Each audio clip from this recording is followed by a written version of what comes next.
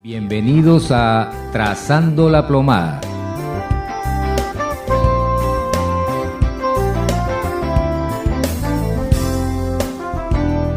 Hola amigos, ¿qué tal? Buenas tardes, nuevamente con ustedes. El primer capítulo de la carta del apóstol Pablo a los Efesios tiene unas riquezas, pero así insuperables, unas riquezas inmensas con relación a lo que Dios ha hecho ya a favor de todos aquellos que le crean y lo reciban. Y por ello queremos disfrutar con ustedes en conjunto, queremos disfrutar de estas bellezas, de estas perlas, de estas riquezas que hay en este primer capítulo de Efesios. Y para ello vamos a ir verso por verso, empezando por el verso 3 y tratando de exprimir al máximo, así como cuando hacemos un jugo de naranja y exprimimos la naranja hasta el final para que salga todo. Igual, queremos exprimir parte por parte de cada uno de estos versos. De repente nos demora más este programa, no importa. Lo importante no es el tiempo cronológico, lo importante son los tiempos de Dios para nuestras vidas y cuánto necesitamos recordar que Dios está sobre todas las cosas, que tiene un plan y que en ese plan estamos nosotros. Es muy hermoso. Empecemos con el verso 3, ¿ya? Y vamos reflexionando y ahí vamos participando todos, ¿sí? Dice, bendito sea el Dios y Padre de nuestro Señor Jesucristo, quien nos ha bendecido en Cristo con toda bendición espiritual en los lugares celestes. Quisiera rescatar unas 3 o 4 cosas de esto. Primero, dice, está dirigiéndose a Dios, el Padre, bendito sea el Dios y Padre, pero me llamó la atención que diga Dios y Padre de nuestro Señor Jesucristo. Yo siempre tuve claro que Dios el Padre es Padre de nuestro Señor Jesucristo, pero no esta parte que dice Dios de nuestro Señor Jesucristo me llamó la atención, la rescato para poder reflexionarlo después. Otra cosa que rescato de acá, este verso dice, nos ha bendecido. No nos dice nos va a bendecir, ni tampoco dice nos está bendiciendo, dice nos ha bendecido. Lo ha hecho desde antes, es algo ya hecho. Más adelante nos va a decir que lo ha hecho desde antes de la fundación del mundo. Es impresionante, nos ha bendecido. Pero dice que no nos ha bendecido directamente a nosotros, sino estando en Cristo. Y vamos a ver a lo largo de este primer capítulo de la carta a los Efesios, que el apóstol Pablo utiliza esta frase en Cristo muchas veces. Yo quería tenerlo claro, primero para mí y después para compartirlo con ustedes, que la misma palabra me revele qué significa esto en Cristo. Y orando me llevó a Romanos 6, vamos a Romanos 6 un ratito, para poder entender lo que la misma palabra nos enseña sobre lo que es el significado de estar en Cristo, ¿no?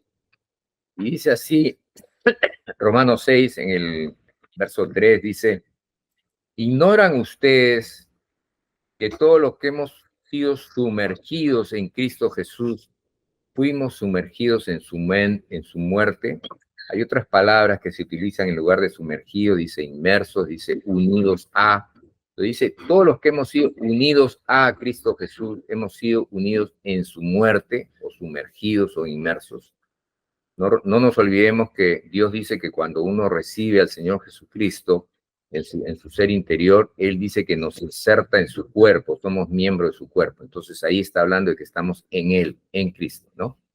Y el verso 4 de Romanos 6 dice, por esta inmersión o esta unión hemos sido sepultados juntamente con Él en su muerte, para que así como Cristo fue resucitado de entre los muertos por la gloria del Padre, así también nosotros andemos en novedad de vida. ¿Qué es lo que vemos acá en Romanos 6? Dice, nos unimos en su muerte, es decir, en la cruz, y si permanecemos en Él, dice que estamos unidos con Él en su sepultura, y por lo tanto estamos unidos también en su resurrección.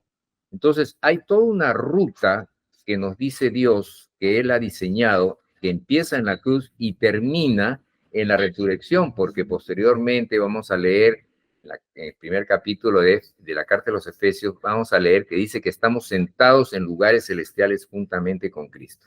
Entonces, ¿qué quiere decir esto de estar en Cristo? Volviendo al capítulo 1, dice que nos ha bendecido estando en Cristo, es decir, nos hemos unido con Él desde su muerte mediante la confesión de nuestros pecados, el arrepentimiento, el recibir el perdón de Dios, el ser uno con Dios, pero no solamente eso, sino que permanecemos toda la ruta y dice que nos lleva a estar sentados en lugares celestiales en Cristo. Otra cosa que rescato de acá, de este primer verso, dice que nos ha bendecido con toda bendición espiritual. Con toda, es importante eso, no es una bendición parcial, es una bendición total. Nos ha dado identidad, ahora somos hijos, nos ha adoptado como hijos, ya no somos pues gentiles, bueno, sí somos gentiles, pero digamos, no somos gente que no tiene una identidad, pero ahora somos identidad, hijos de Dios, dice. Nos ha dado herencia, acá vamos a hablar mucho de la herencia, nos ha hecho miembros de su familia, nos ha hecho miembros de su cuerpo. Realmente podríamos estar todo el programa recordando solamente todas las bendiciones que Dios ya ha dado a los seres humanos. Nos ha dicho que en medio de la tribulación nosotros podemos tener paz. Recuerdo ahí en Egipto, dice, cuando estaban las plagas en su furor, matando gente y matando animales, el pueblo de Dios estaba en un lugar donde las plagas no llegaban. O sea, todo Egipto estaba lleno de plagas, salvo la zona del pueblo de Dios. Y eso es una promesa de parte de Dios que es bueno que la recordemos una y otra vez. Y por último, la última cosa que quisiera recordar es que dice que la bendición espiritual nos las ha dado en los lugares celestes, es decir, en el lugar donde Dios habita, en los celestes, de tal manera que todas las promesas de Dios tenemos que recordar que han sido dados, sí, han sido dados, pero han sido dados para que desde la gloria de Dios la aterricemos acá. Por eso dice el Padre Nuestro, ¿no? Hágase tu voluntad, venga tu reino y hágase tu voluntad, así como en el cielo, aquí en la tierra. Venga tu reino.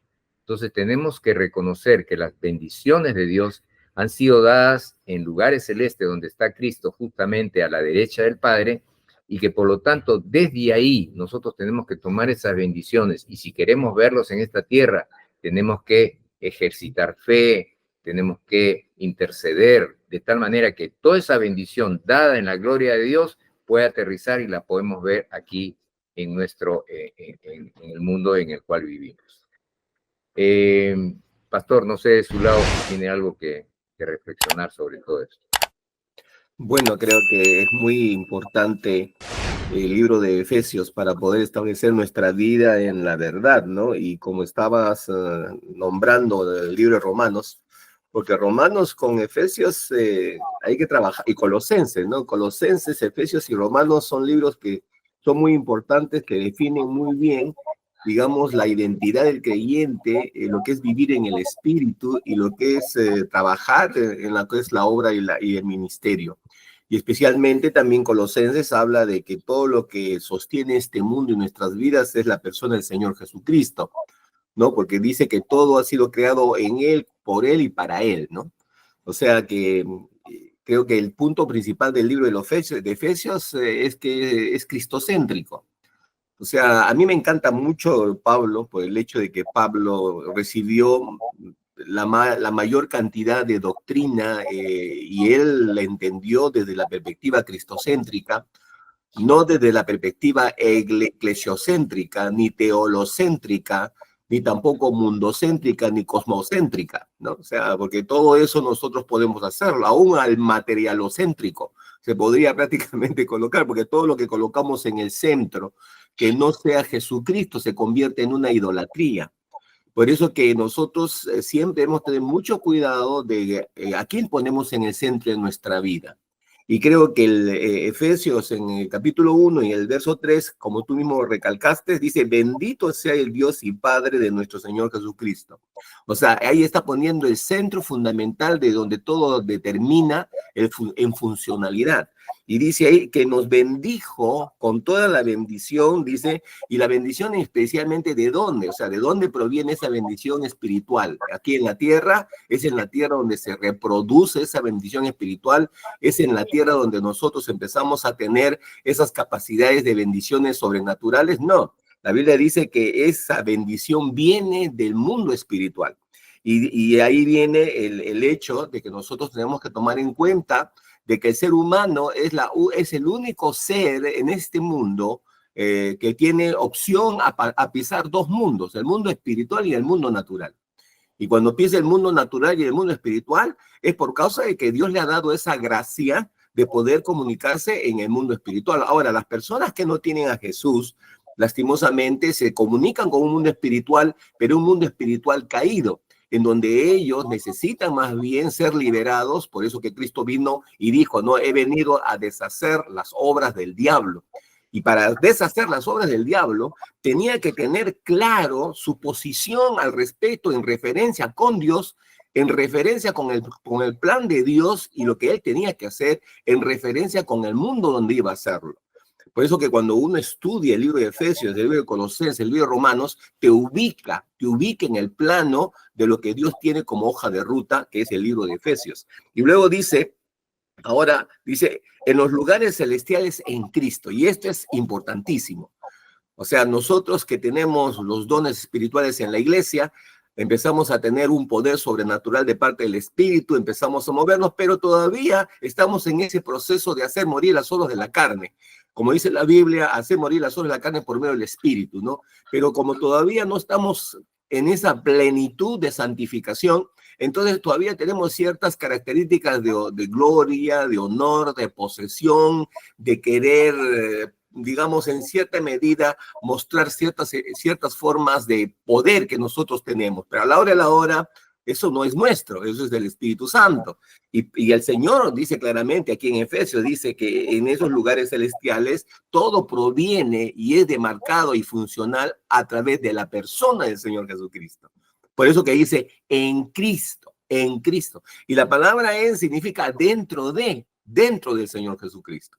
Una de las cosas que estudiando las epístolas de Pablo, encontré 3 palabras en las cuales él repite constantemente para poder mostrar este concepto de en Cristo. Es en él, por.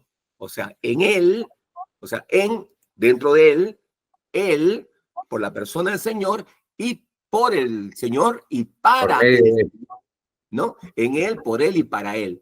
O sea que aquí no significa de que yo estoy haciendo algo para mi beneficio personal, sino significa de que va a ser hecho en el beneficio del Señor Jesucristo y a la larga en el beneficio de Dios. Por eso que cuando dice el verso 3, dice, bendito sea el Dios y Padre.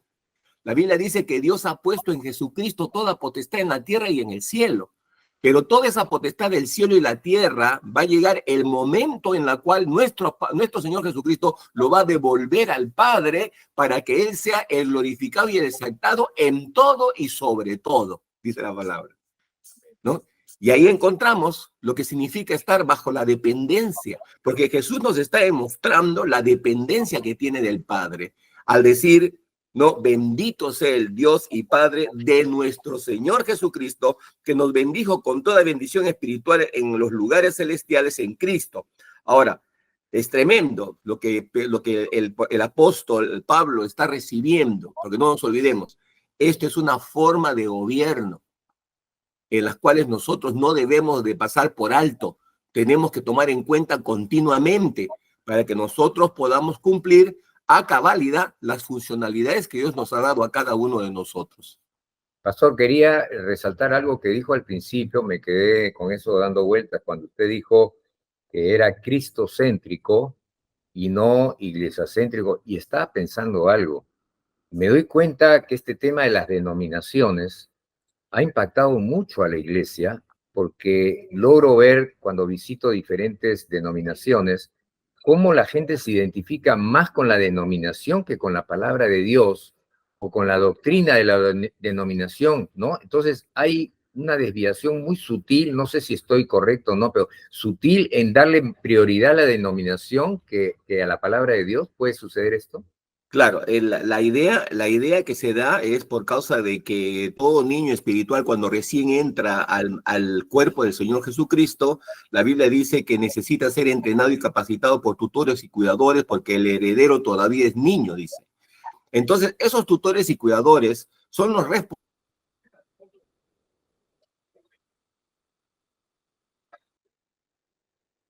responsables de entrenar básicos de lo que es vivir, lo que es la salvación, lo que es la identidad de Cristo, lo que es moverse en el Espíritu, lo que es caminar en el Espíritu, porque todo eso necesita saber el nuevo creyente, ¿no? Y luego también saber los dones que el Señor le da, cómo Él los puede ubicar, cómo Él puede saber cómo se va a manejar en esos dones dentro del mismo ambiente de la iglesia, que es parte del cuerpo de Cristo. El problema es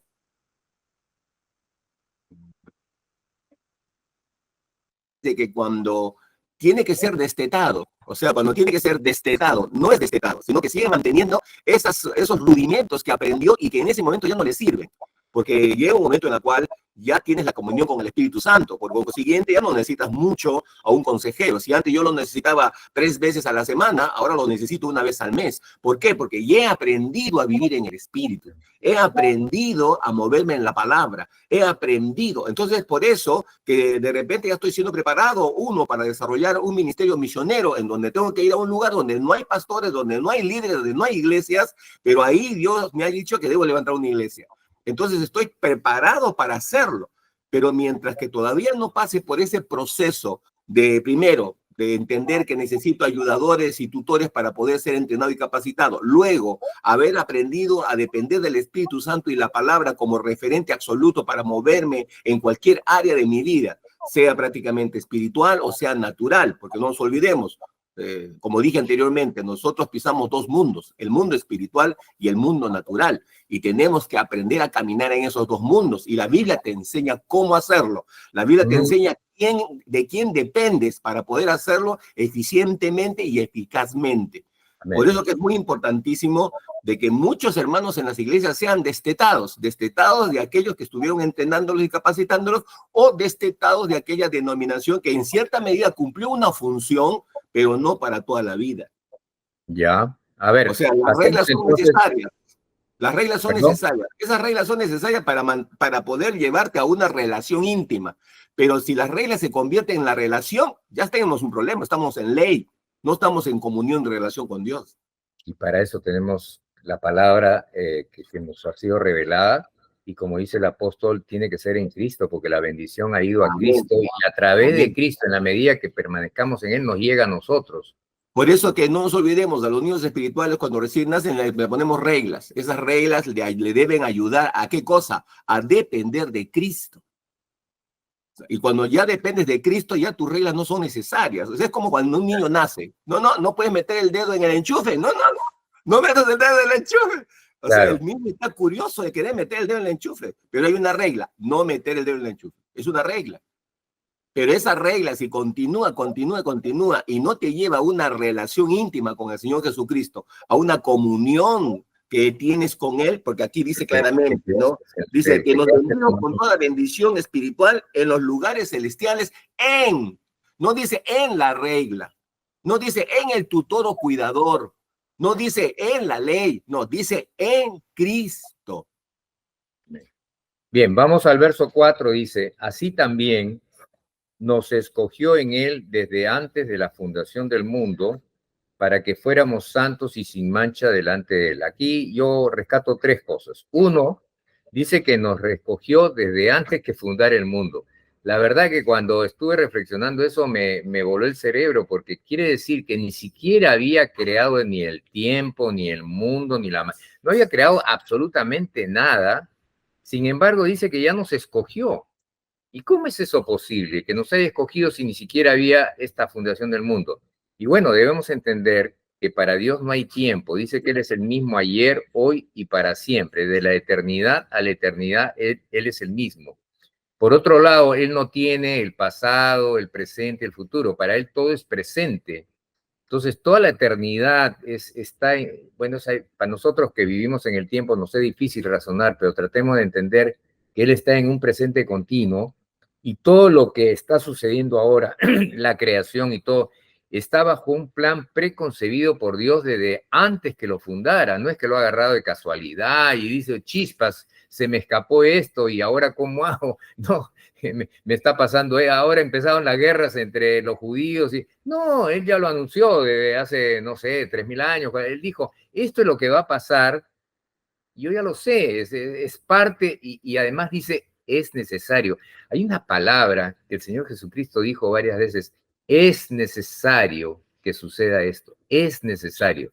Tal vez no entendemos todavía la magnitud de ese es necesario, pero si confiamos en que Él sabe todas las cosas y es para nuestro bien, creamos que lo que estamos viviendo es necesario por algún motivo y tal vez en algún programa podamos ahondar un poco más en ello. Pero bueno, dice que nos escogió desde antes de la fundación del mundo, pero nuevamente no nos escogió a nosotros, nos escogió en Él.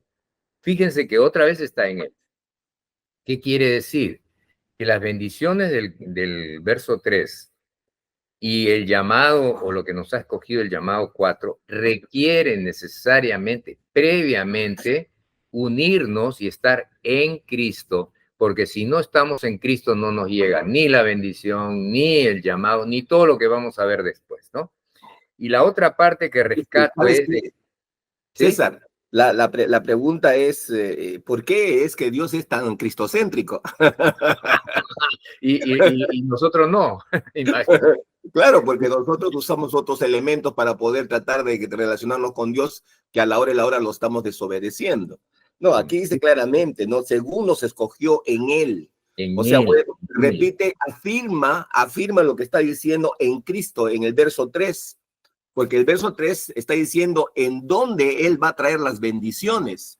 ¿Cómo va a venir ese poder espiritual a través de aquel en la cual eligió que traja la bendición? Porque Dios eligió a su Hijo, no eligió al mundo, por más que el mundo ha sido diseñado para nosotros para vivir y es una bendición, pero esa bendición está circunscrita, está sujeta a aquel en la cual la creó, la diseñó, y en este caso Jesucristo, porque la Biblia dice que el mundo dice que está determinado por el poder y la gloria del Señor Jesucristo.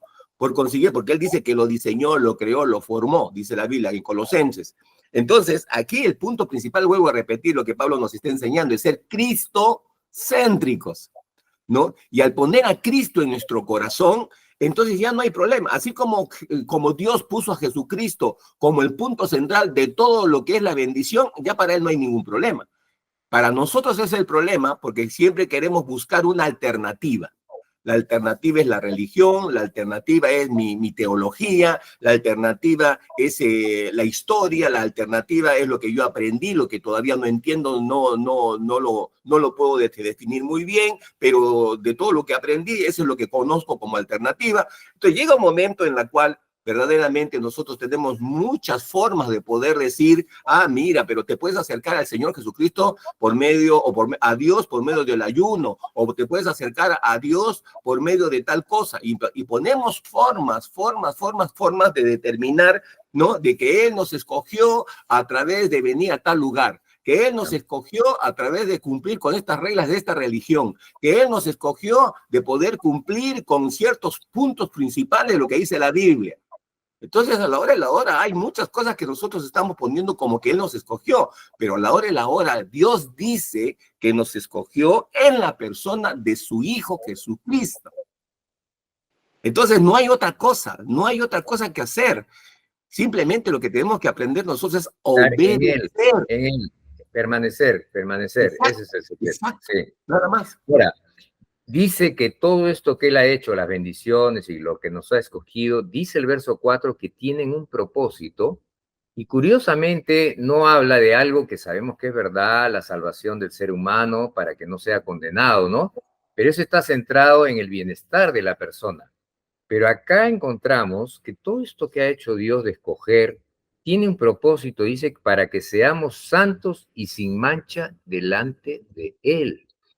Yo quisiera que pesemos estas palabras que dice, nos escogió primero en Él y desde antes de la fundación del mundo, por supuesto, para nuestro bienestar y todo, pero no nos centremos en nosotros, centrémonos en Dios. Dios tiene un propósito. Dice que el propósito es de que seamos santos y sin mancha delante de Él. Hay un pasaje en otro libro que creo que es Hebreos, en el cual dice que Dios dice que a los que ama disciplina, inclusive habla de, creo que de látigo, creo que le da, porque dice que es la única forma que consiga Dios que participemos de su santidad. Dice que todo esto lo hacemos para participar. ¿Por qué?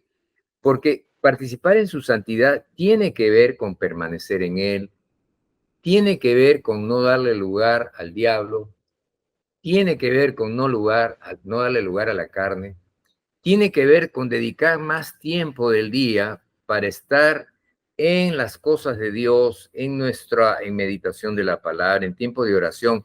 ¿Cuánto tiempo durante el día separamos, aunque sea un ratito, para leer la palabra, para meditar? Porque no podemos, somos seres que somos muy fáciles de mover de un lado al otro. Entonces, para vivir en santidad, sabemos que la santidad viene del Espíritu Santo. Es el Espíritu Santo el que produce en nosotros. Dice que la palabra produce en nosotros el querer y el hacer. Ahora, si tomamos todo el día en cosas que son lícitas, como trabajar, la familia, viajes y qué sé yo, y no le dedicamos tiempo a que Dios produzca en nosotros santidad, entonces no estaríamos cumpliendo con el propósito de Dios en el verso 4 por el cual nos escogió, para que seamos santos y sin mancha. Porque si nos mantenemos en el propósito, ¿qué va a suceder? Que Dios va a tener la libertad de cumplir su propio plan y su propio propósito a través de seres humanos que están pues a disposición de Él. Y como sabemos, Él no puede usar seres humanos que estén con mancha o que no estén en santidad, porque Dios aborrece el pecado. Entonces, si nosotros como creyentes, nacidos de nuevo en lo alto, escogidos por Dios, nos cuidamos nuestra vida y permitimos manchas y pecados en nuestro corazón, no cumpliríamos con el propósito para el cual Dios hizo todo lo que hizo, según el verso 4. ¿Sí? Es que para que la santidad fluya, requiere haber amor. Por ejemplo, un hombre para que pueda ser fiel a su mujer necesita amarla. Porque si no la ama a su mujer, va a tener pensamientos que puede tener muchas mujeres. Y el ser un hombre de una sola mujer es parte de un aspecto santificativo. Porque no nos olvidemos que el matrimonio fue constituido por Dios, la familia fue constituida por Dios, no por la sociedad, no por el gobierno, no por las leyes humanas. No, fue constituido por Dios. Dios lo hizo. Por consiguiente, una de las cosas básicas también que nos habla Apocalipsis es cuando Dios se acerca a la iglesia y le dice: ah, mira, que sé lo que has hecho, conozco tus obras, qué bien que has hecho esto, has hecho lo otro y lo otro y lo otro. Pero tengo algo contra ti, le dice. Has dejado el primer amor. O sea, estaban haciendo muchas cosas pensando que estaban haciéndolas a favor de Dios. Pero el problema es de que esas cosas que estaban haciendo a favor de Dios empezaron a diluir lo que es el primer amor, que tiene que ver con la relación. Y ese es el gran problema cuando nosotros nos empezamos a entrenar y capacitar mucho y empezamos a decir: bueno, mira que necesito estar en el seminario, en el instituto, quiero entender la palabra, pero nos olvidamos de la relación. O sea, la relación nunca debe de bajar por el conocimiento que vayamos obteniendo a través del tiempo. No, el conocimiento es bueno, pero ese conocimiento necesita estar establecido sobre la base de una relación. Por eso que aquí nos dice claramente: bendito sea el Dios y Padre de nuestro Señor Jesucristo. ¡Qué tremendo! Ahí encuentro una relación. Hay una relación entre el Hijo y el Padre, ¿no? Y no solamente es Dios, sino también es Padre, o sea, tiene los dos, ¿no? Así es, impresionante. exactamente. Sí. Bueno, ya nos ganó esta primera parte. Vamos a tomar un receso y vamos a regresar con ustedes.